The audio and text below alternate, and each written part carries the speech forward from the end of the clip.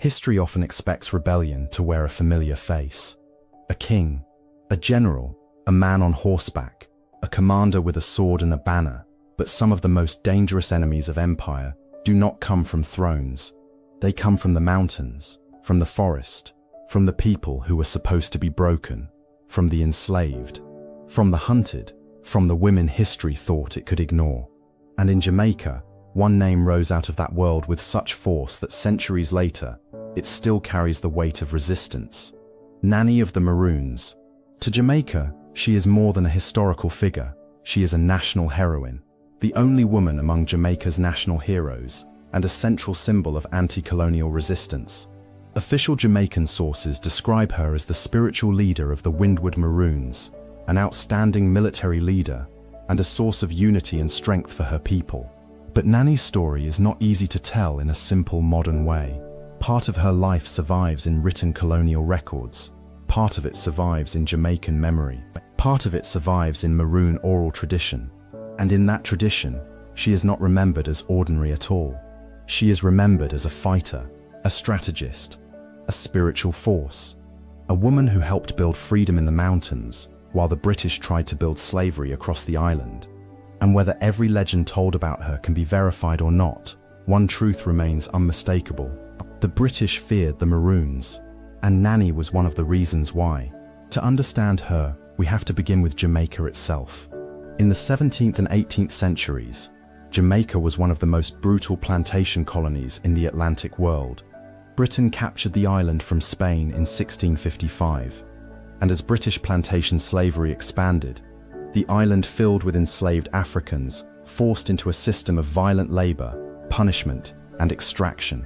Britannica notes that after the English seized Jamaica, increasing numbers of escaped Africans formed communities in the highlands. These communities became the Maroons. That word matters. Maroons were not simply escaped slaves hiding in the wilderness. They were communities. Communities of survival. Communities of memory. Communities of war. They were built by Africans and their descendants who fled slavery, often into mountainous, difficult terrain where colonial troops struggled to fight effectively. Over time, they developed settlements, leadership structures, military tactics, and deep knowledge of the land. Britannica identifies two major Jamaican groupings in this era, the Windward Maroons in the east and the Leeward Maroons in the west. Nanny is associated with the Windward Maroons, and that is where Nanny enters history. Many accounts hold that Nanny was of Akan or Ashanti origin, from West Africa, and Jamaican official sources describe her as of Ashanti origin. That background matters because the Akan world carried strong military traditions, political structures, and spiritual systems that shaped many Africans forced into the Caribbean. While the exact details of Nanny's early life remain uncertain, Jamaican heritage sources consistently place her within this African inheritance. We do not know enough about her childhood. We do not have the kind of archive empire kept for governors, plantation owners, and white officers. Nanny enters the record the way so many enslaved and colonized people do, partially, indirectly, through conflict. That absence is part of the violence of slavery itself. It did not merely control bodies, it erased biographies. So when we speak of Nanny, we are looking at a woman history tried not to preserve and who became unforgettable anyway. At some point, whether in Jamaica, after enslavement, or as part of the earlier formation of Maroon resistance, Nanny became one of the leading figures of the Windward Maroons. Jamaican sources associate her most closely with Nanny Town, a major Maroon settlement in the Blue Mountains region of eastern Jamaica, in what is now Portland. The Jamaica National Heritage Trust describes Nanny Town as the most famous Maroon settlement, perched in rugged terrain about 2,000 feet above sea level, with more than 140 houses at its height. Think about what that means. This was not a lone rebel hiding in a cave. This was organized resistance, a defended settlement, a community in the mountains, a people who had refused slavery and then built a life beyond it.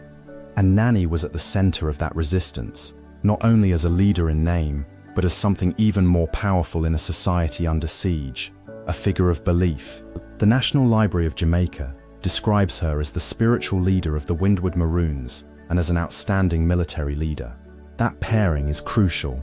Nanny was not remembered simply as a commander issuing practical orders. She was remembered as a woman whose authority combined warfare, leadership, and spiritual power. In Maroon memory, those things were not separate. Survival itself required both discipline and faith. And survival was never the whole goal. The Maroons did not merely want to live, they wanted to remain free. That distinction is everything. Because the British colonial state saw the Maroons not as a nuisance, but as a threat. A living threat. A political threat. A military threat. A symbolic threat. Every enslaved African on a plantation could look toward the mountains and see proof that slavery was not absolute. That made Maroon communities dangerous beyond their numbers. They could raid plantations. They could recruit runaways. They could embarrass the colonial military. They could prove that freedom was possible. Nanny helped embody that proof. British forces struggled against the Maroons because the Maroons understood terrain, mobility, concealment, and guerrilla warfare far better than European troops burdened by conventional tactics. Jamaican official history notes that Nanny inspired her people in fighting the English oppressors in the early 18th century, while heritage material on Nanny Town emphasizes repeated destruction and rebuilding during the fighting that preceded treaty arrangements. This is the part of the story where Nanny becomes more than a rebel, she becomes a strategist. In the mountain strongholds of eastern Jamaica, military power worked differently than it did on an open battlefield.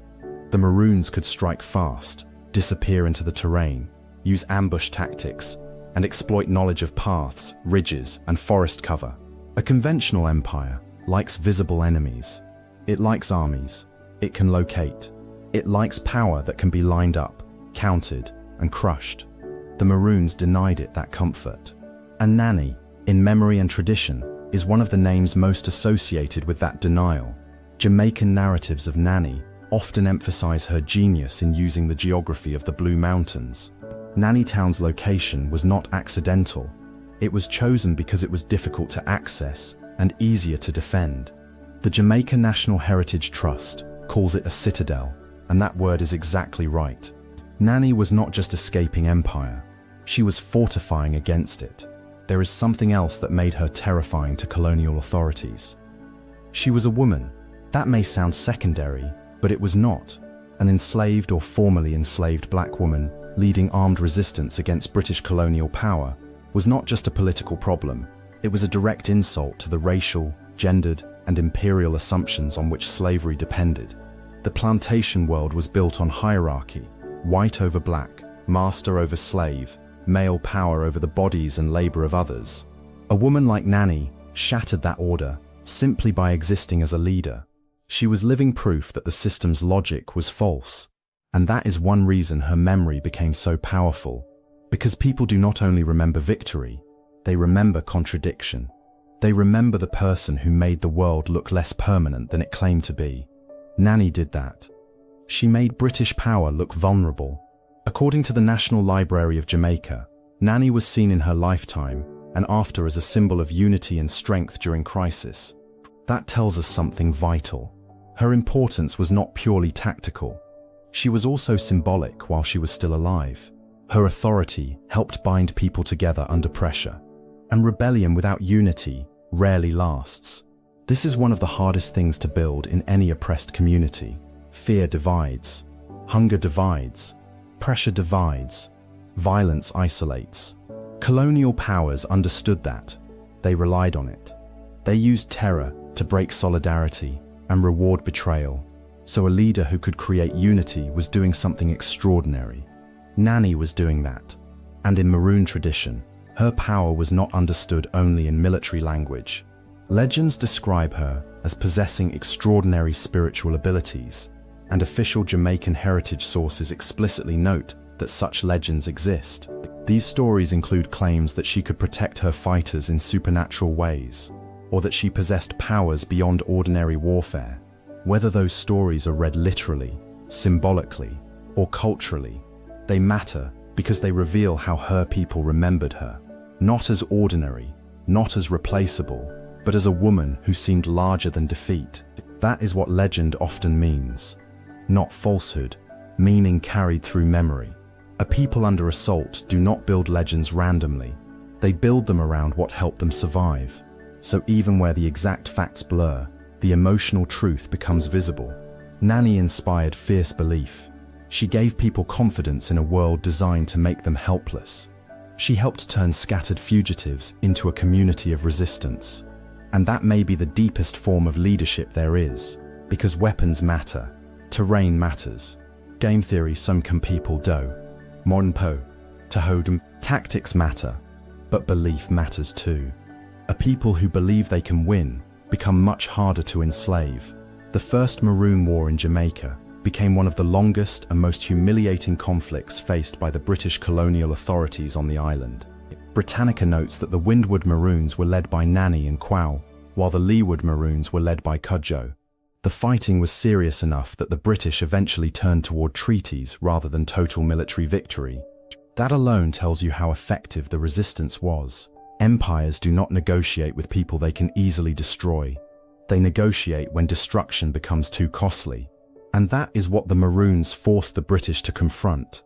Jamaica's National Library explains that the treaty signed by Cudjoe in 1739 did not initially include the Windward Maroons, who continued their defense. Later that same year, a treaty was signed by the Windward Maroon leader Quao, and another was signed a year later by Nanny.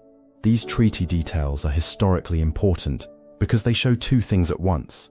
First, that the British recognized the Maroons as a force that had to be dealt with politically, and second, that Nanny herself was treated as a leader, important enough to be named in treaty memory. That is extraordinary. An enslaved African woman, or a woman born into the world created by enslavement, had risen to the point where the colonial state had to reckon with her people through formal agreement, not as property, not as prey, as a power. And yet treaty is where many stories become morally complicated, because survival inside empire always comes with hard bargains. The Maroon treaties secured freedom and land for Maroon communities, but later arrangements also involved obligations that created tensions with enslaved people still on plantations, especially when Maroons were expected to return future runaways. This is one of the painful complexities of Caribbean resistance history. Freedom achieved under colonial terms could come at terrible moral cost elsewhere, but that complexity should not erase what Nanny represented in the earlier struggle. She represented refusal to remain enslaved, refusal to disappear, refusal to accept that British rule was inevitable, and that refusal changed Jamaica. Official Jamaican history notes that Nanny ultimately became associated with Moore Town, sometimes called New Nanny Town, and that her remains are believed to rest at Bump Grave there. The National Library says she likely died in the 1750s, while the Jamaica National Heritage Trust gives a broader possible window between 1758 and 1762. Even here, certainty is limited, but the uncertainty itself tells us something about the nature of her legacy. She belongs as much to living memory as to archival precision, and maybe that is fitting, because some figures are remembered less as dates than as force. Nanny is one of them. Her afterlife in Jamaican history is immense. Jamaica's official institutions identify her as the only female national hero, and the National Library notes that she appears on the Jamaican $500 note. That is not just national recognition. It is a political statement about what kind of person embodies the nation. Not a plantation owner, not a governor, not a colonial general, but a black woman of resistance. That choice matters, because nations reveal themselves by who they honor. And Jamaica honors Nanny because she stands at the origin point of something larger than one war in the mountains. She stands for freedom before independence. She stands for African survival in the Americas. She stands for the truth that empire was resisted from the beginning, and often by the very people it believed it had reduced to silence. There is also a reason Nanny continues to resonate so powerfully in the modern imagination. She disrupts the usual historical script. Too often, women in resistance history are remembered as helpers, mourners, or symbols. Nanny is remembered as a leader.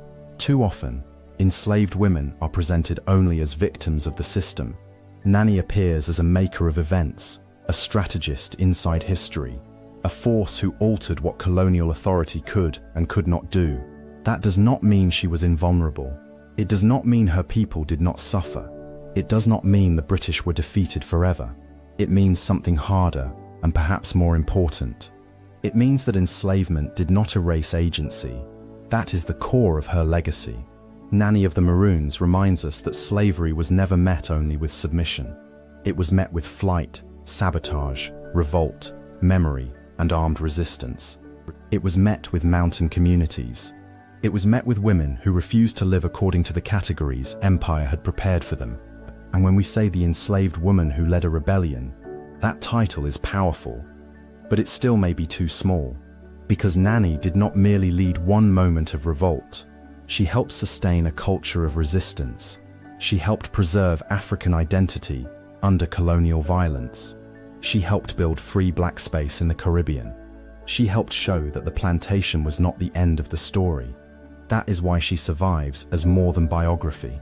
She survives as inheritance. In Jamaica, she is remembered through monuments, heritage sites, currency, and national honor. The Jamaica National Heritage Trust preserves Nanny Town as a historic site, while the National Library and heritage institutions continue to present her as central to Jamaican memory. She is not a forgotten rebel, recovered by specialists. She is part of the country's public identity, and that public memory is powerful because it reverses the moral order of colonial history.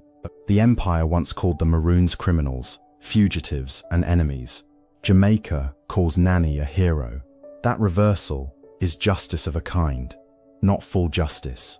History cannot return the stolen lives, the broken families, the generations forced into bondage, but it can clarify who stood on the right side of freedom. And in Nanny's case, the answer is beyond doubt. So how did an enslaved woman become one of the most feared and revered names in Jamaican history? By refusing the role slavery assigned her, by fleeing bondage and helping build freedom in the mountains, by leading a people whom empire could not easily crush, by combining military resistance with spiritual authority, by inspiring unity under impossible conditions, by forcing the British to recognize that even one of the most violent colonial systems in the Atlantic world could be challenged. That is how, and that is why her story still matters now. Because Nanny's life confronts every lazy version of history that treats enslaved people as passive, women as secondary, or empire as unstoppable. She destroys all three myths at once. She tells us that resistance had leaders, that those leaders were sometimes women, and that the struggle for freedom in the Americas was fought not only in speeches and parliaments, but in forests, mountain settlements, and guerrilla war.